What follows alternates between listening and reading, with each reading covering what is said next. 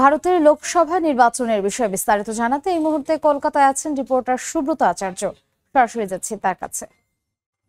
কাশ্মীর থেকে কন্যাকুমারী ৯৭ কোটি ভোটার, ৩৬টি রাজ্য এবং ৮টি কেন্দ্রশাসিত অঞ্চল মিলিয়ে ২৭টি রাজ্য এবং ৭টি কেন্দ্রশাসিত অঞ্চল মিলিয়ে ৩৬টি প্রশাসনিক অঞ্চলে নির্বাচন কমিশন ৭ দফায় এই ভোটটাকে বিন্যাস করেছিল এবং আপনি জানেন যে ইতিমধ্যেই ২ দফার ভোট হয়ে গিয়েছে এবং ২ দফায় ১৯০ আসনের ভোট ইতিমধ্যেই শেষ।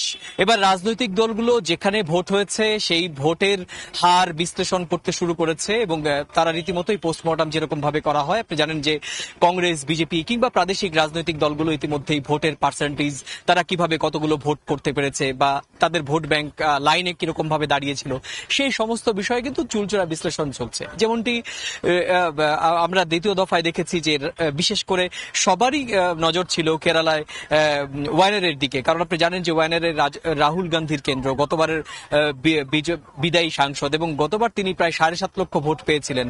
তার প্রতিদ্বন্দ্বীকে উনি হারিয়েছিলেন প্রায় ৩.৫ লক্ষ ভোটের ব্যবধানে হারিয়েছিলেন। এবং শুধু তাই নয়, এবার যে ইন্ডিয়া জোটের যে প্রধান দুই শরিক অর্থাৎ কংগ্রেস এবং বাম, এই এবার কিন্তু ওয়ায়নাডে বাম এবং কংগ্রেসের মধ্যেই লড়াই হয়েছে।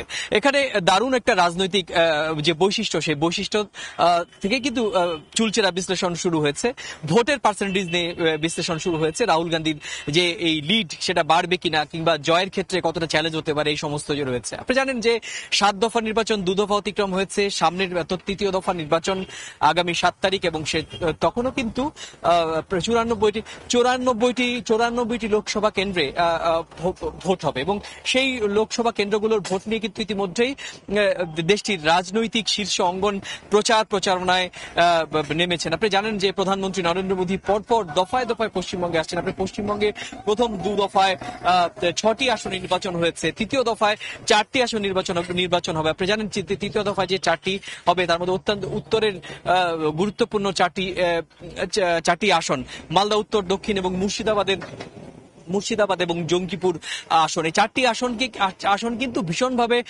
রাজনৈতিক দল, বিশেষ করে বিজেপি এবং তৃণমূল কংগ্রেসের মধ্যে তাদের টানা হেঁচড়া চলছে, কারণ এই ৪টি আসনের মধ্যে কিন্তু তৃণমূলেরই অধিকাংশ আসন ছিল।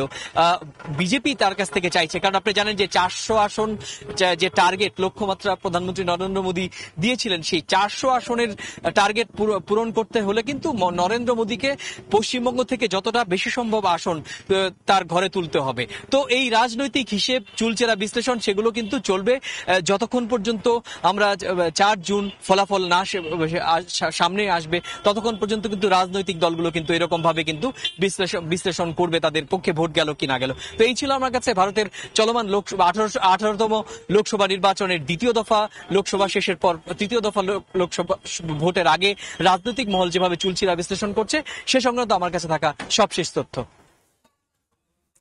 ভারতের লোকসভা নির্বাচনের বিস্তারিত জানতে সরাসরি ছিলাম কলকাতায়।